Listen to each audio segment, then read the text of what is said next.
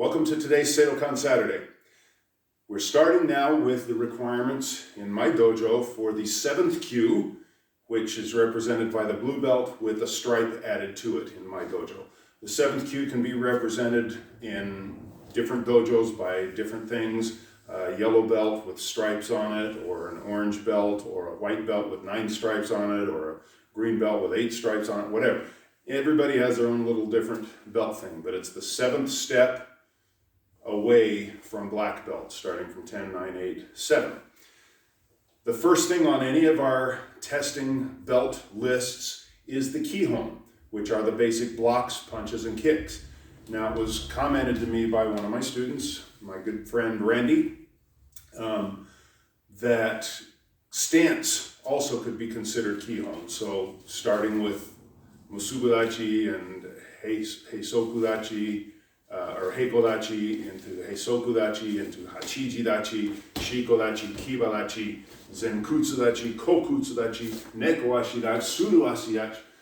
All of those stances, kosadachi, could be considered basics as well, I guess, from a certain perspective, but they are really the foundation layer upon which the basics are laid. So they're, if anything, I would call them pre-basics, pre-kihon, to learn how to position your feet. Particular attention being paid to where the toes are pointed, whether they're pointed out, in, forward, back. Some systems use the toes inward, Wechiryu. Goju does the back foot inward with the front foot straight when they're doing Sanchin Kata. Wing Chun, both feet turned inward. Ishinryu uses a double inward. So where the toes are pointed and how that affects where the weight is distributed over your feet, whether it's on the edges or on the balls of the feet or the heels of the feet or on the inside, and all of those things, as well as whether my weight is distributed more to the front or the rear. I had a comment on another group board, iron body conditioning, Makiwara training kind of a board, about boxers, when they throw a cross, move their weight onto the front foot, but it seems that karate people, when they throw the analog to that, the reverse punch, seem to stay centered. Well, if you're staying centered, then it's not a front stance, and if it's not a front stance, you're not technically doing a reverse punch. So the forward stance is definitely forward pressed and weighted. There is some weight back here, and again, in boxing, maybe it's 90-10. In karate, maybe it's 60-40 or 70-30. There's no real way to measure that without some sort of base plate under your foot, I guess we could use. But weight distribution matters. All right, all that aside, kihon is not necessarily the stances. They would be the foundation upon which the kihon are practiced. We start with our heikodachi, our neutral shoulder width stance. It's not an overdone big horse stance. Some people even call a shikodachi, facing forward, a horse riding stance, as opposed to with your feet pointed forward, shikodachi, forward, kibadachi. Get into all of that. Every system and style and teacher may approach that differently. The idea is create a foundation upon which you can practice. All right, so we're in our heikodachi, neutral, shoulder width, toes forward stance, hands pulled in. This is where we start all of our basic blocks, punches, kicks, strikes. Everything starts from here. Now, we talked a long time ago in talking about punching, how punching exists on a continuum based on distance. So as I begin my punch coming forward, my fist is in an inverted position with my fingers on the top and the back of my hand on the bottom, coming straight toward my target without my elbow flaring, because that would put the direction. In physics, we talk about vectors. I don't want my punch to be going here when it ought to be going here. So my elbow behind, driven by the hip, drives forward. At this point, where I'm not fully extended, my elbow is still pretty much in contact with my body. I haven't begun to rotate my fist yet. But if I'm interrupted at this point by an opponent, then I can still be striking here. Now, in the Kempo systems, we call this a back two knuckle punch.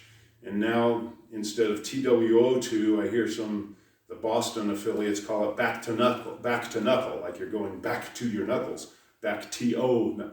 No. Anyway, it's urazuki. It's an upside ura, the backside punch. Ura means reverse. We're not really hitting reverse like uraken, back of the fist, but urazuki or uratsuki, which is the inverted punch. So it's a halfway of what would have become a full punch, only we stop it because our opponent is right there. We're still striking with the two knuckles of the fist. So urazuki, back two knuckle or inverted punch, pulling, stopping pretty much with your elbow still at the ribs. So it's a short. Now it's not an uppercut, which would be a shoulder swing, okay? And an uppercut, some people throw their uppercuts and it hooks backwards, some throw the uppercut and it pushes forward.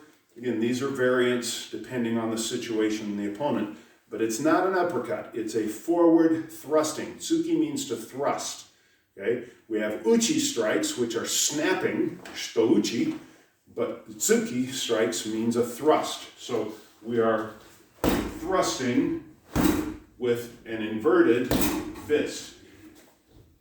Note, I'm using it on the bag because, again, starting at the blue belt level, actually before, but emphasizing more at the 8th kyu and up, is working a lot more of impact training. And we do the same thing on makiwara. So we're working to strike with power and hip rotation from this position. We can put it on the mukjang here.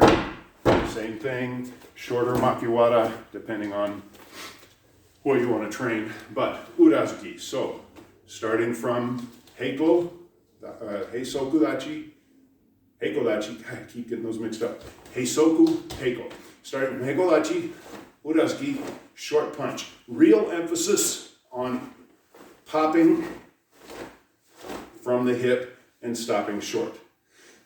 In addition to striking, as always, we would put these punches into stepping movements. Typically, we're going to only strike with the front hand because striking short from the reverse side, possibly. Work it in every permutation you can think of. Step and strike. Again, moving backwards, same thing. Then we would take it, shikodachi, striking forward, again, elbow connected. We could work it in neko ashidachi, which in Seidokan Yakusoku number 4 becomes the spear as we strike in here. And if your spear's not strong, you just change it to the urazuki punch. So that's our first basic kihon punch for the 7th kyu level. The next step forward from that, as long as I'm on it, in the punching motion, is I'm now further forward and I'm beginning my twist, but again, I'm stopped short of full extension, and so my fist ends up vertical or standing, known as Tate Zuki. We called it, in the Kempo system, we call it thrust punch, call it vertical fist, whatever, but it's Tate Zuki. So again, we're on line with the center of the body. We've passed the urazuki point, and now our opponent interrupts the punch. Still not fully extended, a little bit away from the body here, but vertical, standing fist, Tate Zuki. And again, it's practiced in all the same versions. We see both of these punches at various places in our kata. I don't know how many people actually drill them in standing line drills. I know almost everybody stands and does punches, but I don't know how many necessarily do all the punches in this standing and then in the stepping format. That's how I approach the teaching. So we learn them standing, we learn them in stance, we learn them in walking, and then we begin to apply them in techniques and so forth. So, urazuki, Tate Zuki. Just a slight bit more extension.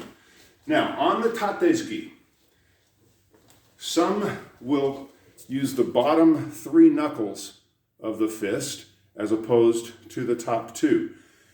This depends a lot, again, on the angle from which you're going to strike. On the makiwara, we can hit with my fist cant upward into the punch and be striking with the bottom three. We can be almost hitting downward. Professor Serio loved to do this, just pound down on the chest here and drop you. But the two knuckles for most of our punches is still going to be the focal point. And if I'm using it as portions of the full punch, then it's definitely going to be focused on the two knuckles. Not that you can't punch flat fist, okay? Just pound it here with the whole flat fist, and you'll notice, I don't know if you can see if it's close enough, but my top knuckle's not hitting, meaning that it's the bottom three and the flat area making the contact. Same here, so I'd almost be rolling my fist upward a little bit, striking in with the bottom three knuckles. This is the Wing Chun version of the punch, is to come in and go upward. We can do the same thing coming in and downward, like you're taking a little cup of water and flicking it forward, hitting with the two knuckles here. Some systems actually never fully rotate the fist. They stop at the 3/4 extension. So you've got Ura, Tate, and then the 3/4 rotation, which would be what would happen if I didn't fully go through the makiwara.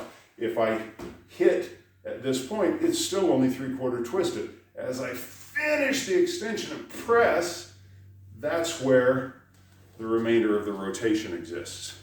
Okay? So, Ura-zuki, Tate-zuki. The thumb position, always here. I know in some systems they'll put the thumb on top, or they'll put the index finger down. For us, standard fist all the way through, no changing and re-gripping and having to change the shape of your hand to do a punch. If I'm punching, I'm punching. If I get interrupted, I get interrupted. If I finish, I finish. 1, 2, 3. 1, 2, 3. And those are our punches, okay?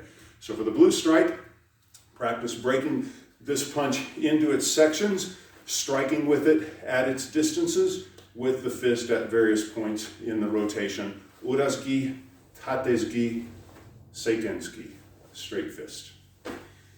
That's our lesson on punching for today. Practice it on the bag, the makiwara, the mokjang, gently on an opponent for targeting specifics. And as always, thank you for joining. Like, share, subscribe, hit the bell, do all those fun things, but spread the knowledge, spread the love, and until next week, keep practicing.